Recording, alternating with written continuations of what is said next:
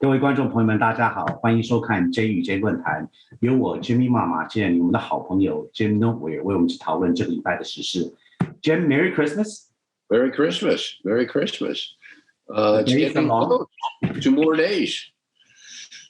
2 more days. You were just telling me, the days are long, the years are short. Every year, you don't realize, suddenly you look up, it's Christmas. Yeah. It always comes sooner than I'm ready for it, but that's, I guess that's just the way of life. And you said families coming in town from all over the world to celebrate? Yes. Our 2 daughters that live abroad are already here, which is nice. And of course, my wife, being a mother to those 2 is making her Christmas very happy. They're out shopping. It makes you very happy too. Yeah, it does. I mean, they're delightful. And so we're so lucky. I have many friends whose children are not traveling back because of the new concerns about the new pandemic. I mean, basically the 10th wave, whatever it is. A lot of people are getting sick around me again, and they're all vaccinated. So I don't know where to start. It's hard. So it's very good. I mean, all they want is for the family to be together during the holidays, and you were able to do that. And that's a blessing. Period. It is. And for us, those 2 daughters would rather be here during a COVID time than in either England or Australia because of the different situations. I mean, they're traveling a long ways to come home, so it's hard for them too. So it's very nice. Yeah. Thanksgiving, and, Mrs. was there in London. Thanksgiving. Yeah, that's right. Is there? Yes. In England. Yes, that is correct. And she wants to go over there and help our daughter move apartments. That's right. So Christmas they're here, so take turns. It's perfect. Yeah. Although our eldest daughter, the one that lives here, just got the flu earlier this week, and so she had herself tested, and she does have COVID. So she's going to have to isolate in her house during the time. I mean, it's just a consequence. And then our son, I've told you before, our son and his wife have a brand new baby. He was born on the 1st of November. And they're very concerned that wherever they go, it's got to be totally negative. So my wife and I and all the other daughters and everybody got tested yesterday. We don't have the results back. Frankly, I'd be surprised if we're positive. But given what's going on, you just don't know. That's the whole purpose of getting tested.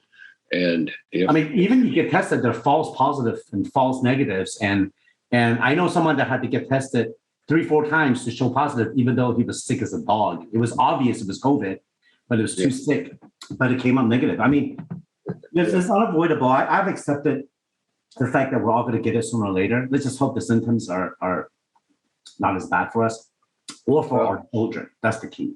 I don't want our kids to suffer. See, I have a little bit different observation than most of the political leaders and even the medical leaders. If Omicron is contagious but not severe, which all indications seem to be, and as quickly as it spreads, it also dies out. South Africa, which got it the first in the world, it now seems to be getting over that variant. Yes. Here's my point. If the symptoms are not difficult for most people, either people younger than 65 or 70 and or don't have any other health issues which would lead to comorbidities, then it's probably inevitable and maybe good that everyone gets it, because then they develop antibodies and finally we will develop herd immunity. And if the vaccines that we have, particularly Moderna and Pfizer, coupled with even some of these new treatment pills that are coming out, would protect us against symptoms, which they seem to do, then most of us are protected from all but a very mild case, like getting the flu or a bad cold. And if that's the case, we might be able to put an end to this through not comorbidities, but herd herd immunity, through both the vaccination protection and the antibody protection for having it. So I'm just surprised that people have, those in the know have not been talking about it. What I'm concerned about is we're setting off a whole new wave of fear and panic in the school system, the travel system, everything else. And it just doesn't seem to be warranted. The first person to pass away from COVID was here in Harris County. And my medical friends tell me that, it's terrible. I mean, it's unfortunate whenever he was in his 50s, anybody passes away prematurely. But he apparently had very significant other health issues. And what no one is saying, but is strongly implying, is that he did have COVID. He tested positive, but he probably was not healthy enough to last very long because of his other health issues. In other words, some of these statistics, COVID is getting blamed for deaths that would happen anyway. And so I think we've got to be very, very careful about taking anecdotal judgments and extrapolating them to the entire population. There are many that share your views and understand where they're coming from. But the fact is I disagree with it. There are some parts that I understand because it's hard, the numbers, and we know the tremendous amount of profit that the vaccine makers are reaping. We understand the deep ties, the deep pockets of certain industries. We also know the vaccine is still, how do I say this? It's still trying to keep up, medical advances. I mean, the virus is a biological, it changes, it evolves. But whether pre-existing conditions cause a death or not, it's hard to differentiate. I'm sure some cases are, some are not. But when the numbers are this high, what are we at, 800,000? I mean, it's ridiculous. It's something that is preventable. I look at news in China, there is a small cluster. This is today's morning's news. There's a news, which they could do that in a country like that. I guess, I don't know if it's good or bad. I'm just reciting it. They found a small cluster of new COVID cases and they locked down an entire city of 12 million. They've been repeatedly doing this, locking everyone down and that is the surest way to stop it, but doesn't, but for us, it will infringe our personal freedom. And there's a lot of things that cannot do. Just like China has surveillance on every street corner in the public, right? It's very detailed. A lot of European countries highly, here we don't have that because of invasion of privacy. My point is that what you said about the death rate and commingling it and to take it with a grain of salt, yes, I understand where that is coming from. I also know that most of the medical experts or medical professionals is not just the ones on TV, but the ones that we know personally. They agree with you that, yes, they also agree that the vaccine is not 100% proof, but they also say that we know that it lowers, the symptoms are not as bad, and that the vaccine does work, and that wearing masks and social distance and do our part, for others. I mean, that's what we could do. Because I know people that passed and they're young, 30s, 40s.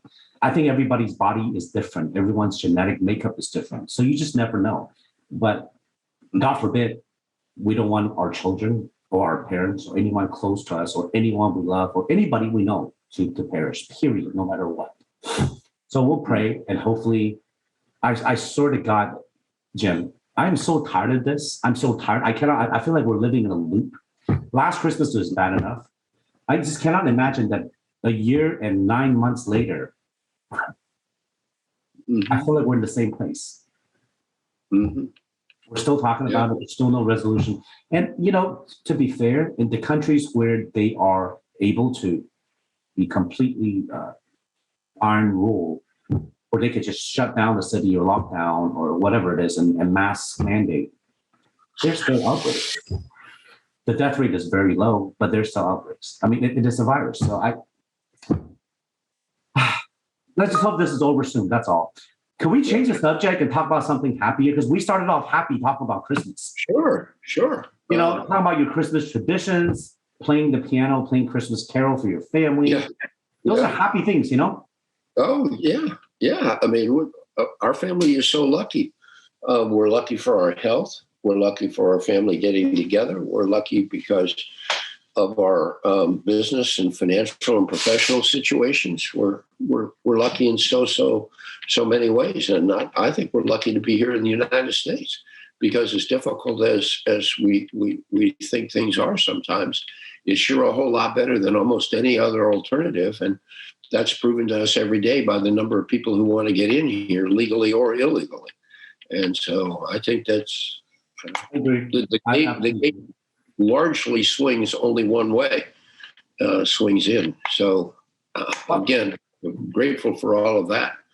We could choose to focus on the positive and the good things in life, or we could choose to focus on the negative and bad things. And then we end up being a Debbie Downer, and we end up doing that. It's good to assess risk management and whatnot, but being optimistic and positive, I feel like good fortune begets good fortune. People that it does.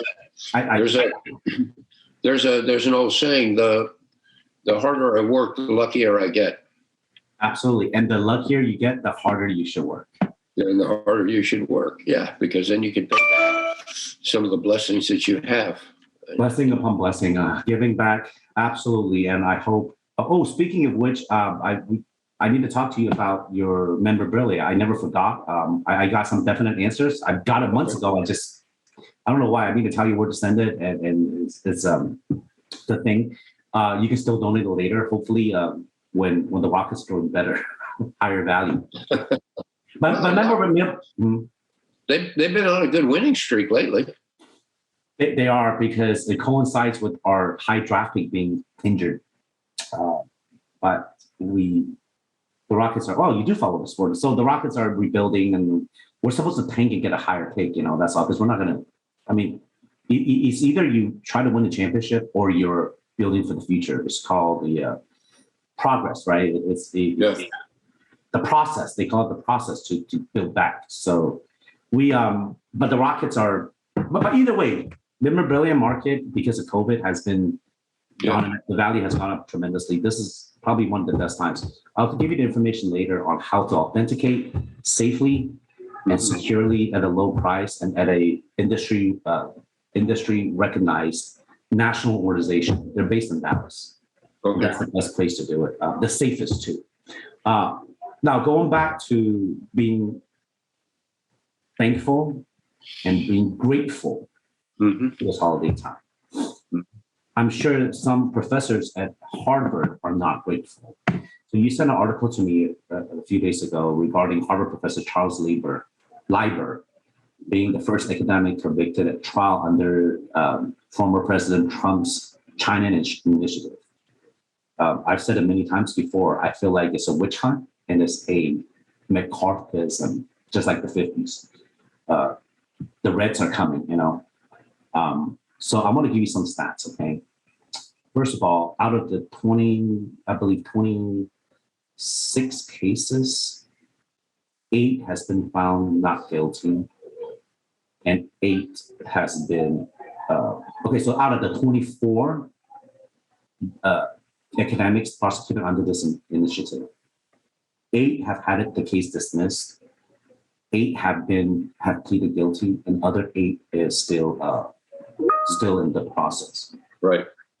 My point is this. Yes, the headlines looks good. Yes, this is a success. But if you look at the charges, I mean, you're being charged on money laundering. So this is what's telling. Andrew Laley, the former United States Attorney for Massachusetts, has openly said that this crackdown is justified, but the government should reassess the strategy forward to focus on real espionage and trade secret theft instead of targeting academics and researchers, because the cases are built on research integrity, not on actual espionage. And remember, this is a former U.S. attorney. And there's no reason for him to come out and speak for for these academics.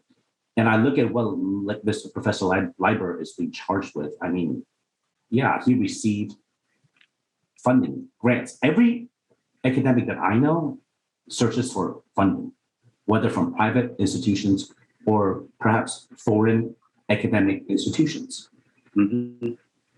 He failed to disclose it clearly, did not file taxes on it clearly. So he's charged with making false statements to the government, filing false tax returns, and failing to file reports disclosing that he had an account in China. They never found him guilty of trade secret or stealing any information. So let me put it this way. If the United States government puts its might to prosecute a professor, they will find something. I remember a very well-known case here that relates to us in Houston. In the medical center, a medical researcher of China descent, US citizen, was being hunted by the Trump administration. In the end, his life is ruined. He had to resign. They couldn't find anything. So what did they charge him with? Pornography on his personal laptop, on his office-issued laptop that he was watching porn on. That's the only charge they could find. But it still ruined his life and his career and his family. So what is your take, Jim? I don't like it. I don't like this. We're driving the top talent and academics to other countries. Every country knows that the United States is the strongest because we attract everyone to come here. Mm-hmm. But when you start doing stuff like this, will we do this to somebody from Israel? My Jewish friends, they're loyal to Israel. Or my French American friends that still are very proud of being French. Would they feel that about them, about this? Or my Dutch friends, would they? It's a very bad precedent. That's what I mean. Jim, go ahead. I'm sorry. I'm rambling on. I'm not saying this is right or wrong or justified or not. I'm very troubled by it.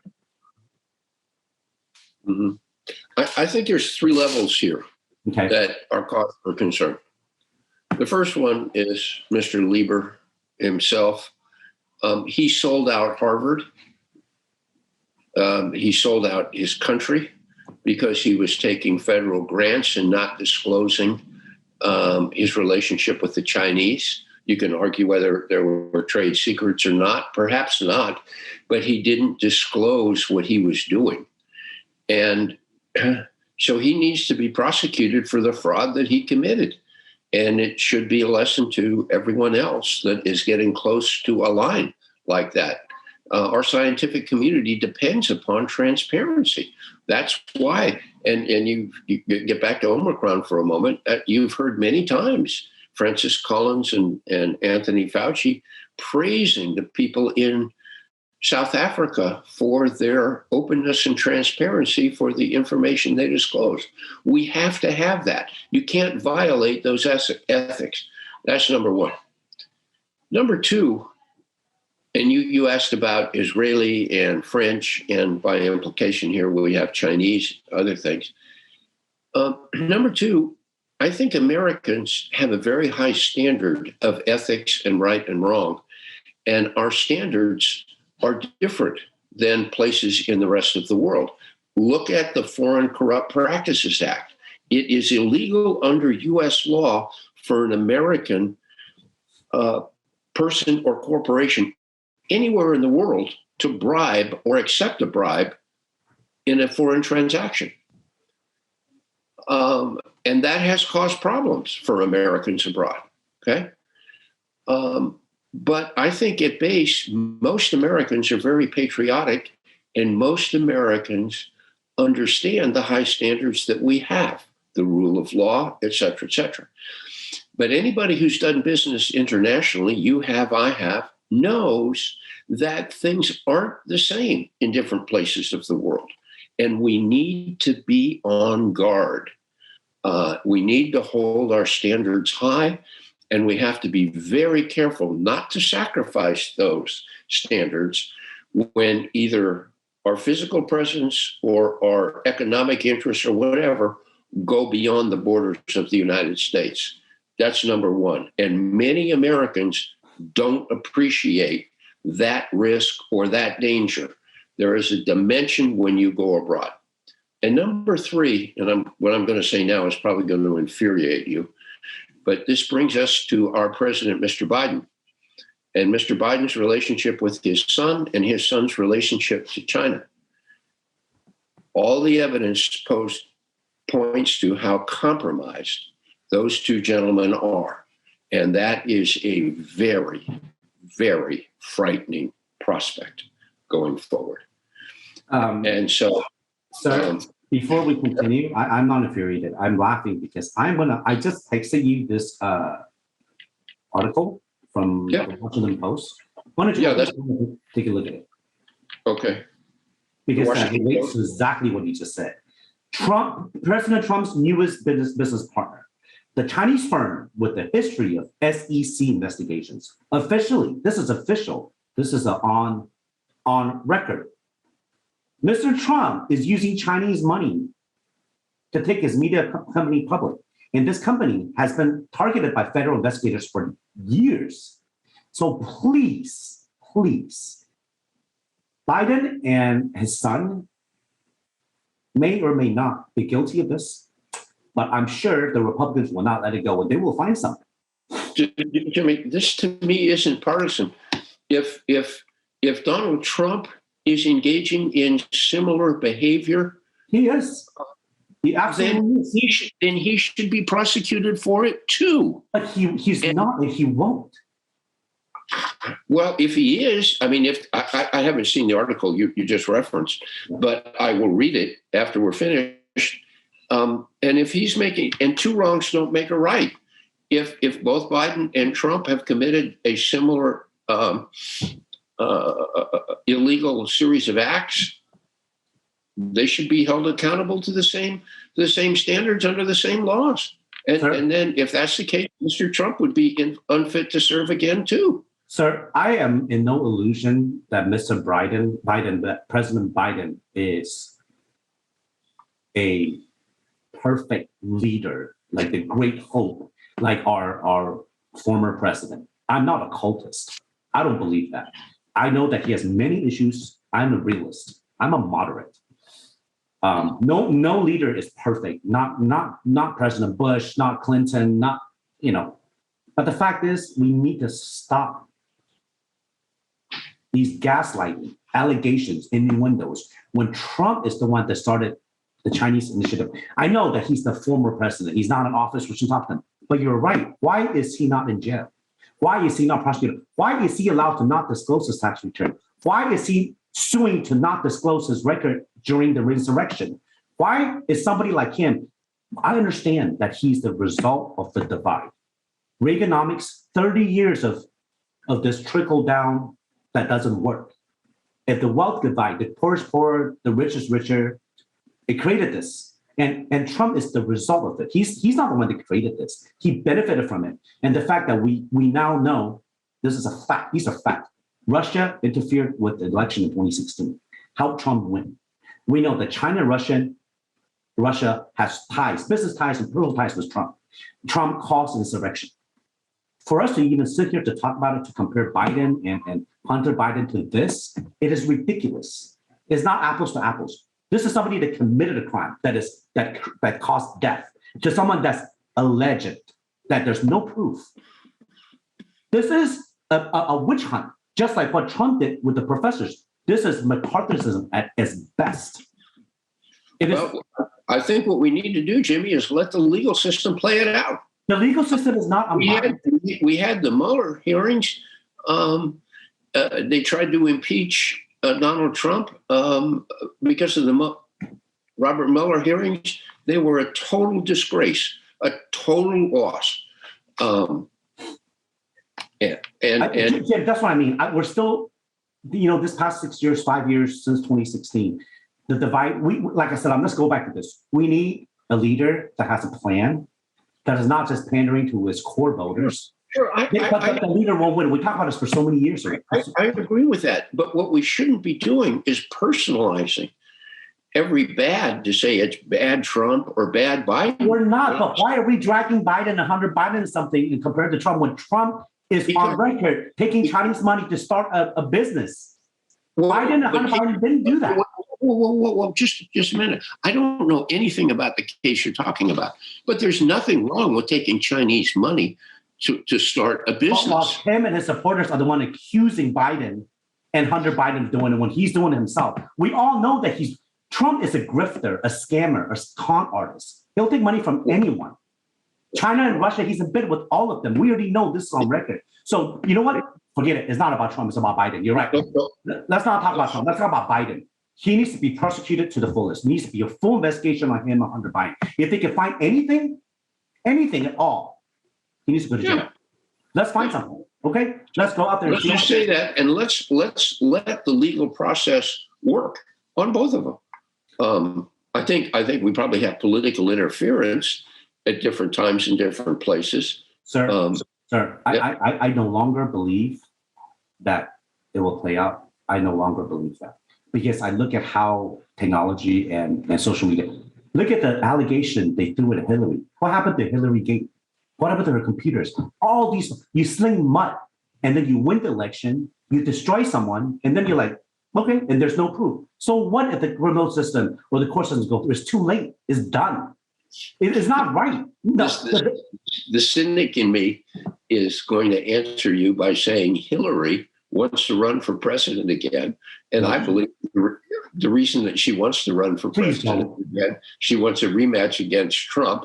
And she better pray that she wins, because if she doesn't,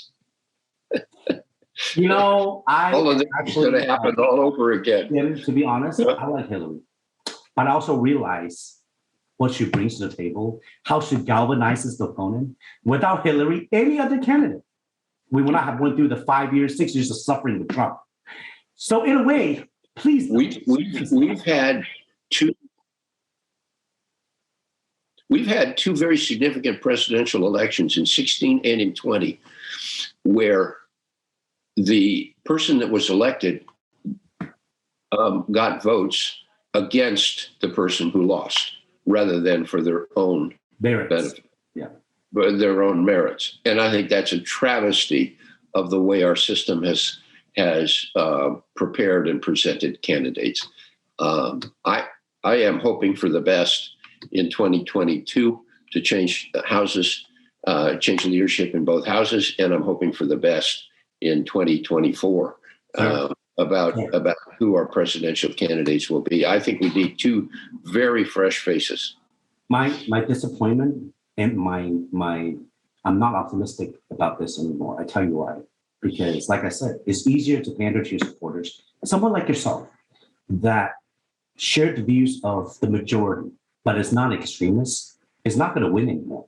I give you an example. Our local election, remember Ann Sung, our trustee for Houston Independent School District? Yeah. She's a teacher, Harvard educated, current trustee.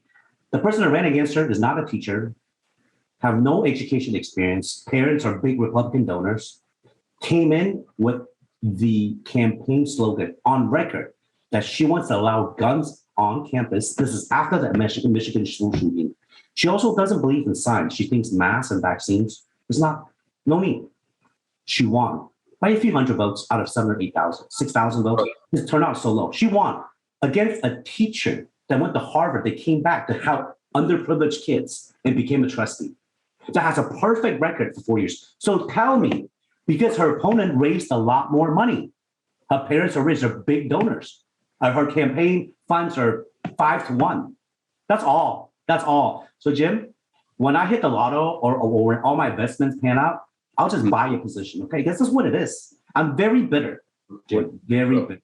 Okay, what I'm about to say is probably going to anger you all over again. Anger me. Okay. No, we're past that. I'm passionate, but I will not get angry. Not at you. Okay. I know Bridget Wade, and I know her family. Oh, you know who she is? Well. Okay. Her parents are very close personal friends of my wife and me. Oh, we didn't know that when we talked about this. We have. I've known her. I've known them for years. I don't know Bridget very well, but I know her parents. I never mentioned any names, by the way. You mentioned names. I didn't say who it was. No, but that's okay. That's okay. And I have every faith that she will provide. She and Dr. Kendall Bennett other gentleman. He worked side by side in a different agency, but I knew him when I was housing director. He worked in administration and regulatory affairs. He's also very conservative Republican, very deep Christian, et cetera, et cetera. And so I think for the first time in a very long time, we're going to have two independent conservative voices that they're going to make a big impact. And Ann Sung is a very nice person. I've met her. I don't really know her. I do know that she's a very favored person for the Houston Teachers Union, which is a whole nother dimension that I believe needs to be changed. And another member of the board of HISD and of HCC, Rhonda Skillern-Jones, was just convicted of bribery. Okay? I mean, this stuff is going on right under our noses. And the HISD superintendent, not superintendent, HISD she was chairman. She had been chairman of the HISD board. Did you see how much the contract? This is the case about how the contractors didn't do the work performed, and there was a kickback of millions. Yeah, over the landscaping contracts. Yeah, this is right. For years they've been doing this. This is not acceptable. This is not happening. This cannot happen anymore. That's why I think we've got to get our law enforcement. And look, there are charges against Lena Hidalgo now, our county judge, and there are charges against Mayor Turner in the housing department, much of which I do know a little bit more about than the average person. And please share. These two things are very worthwhile. We talked about both of this months ago, and you see how the mainstream media doesn't follow up?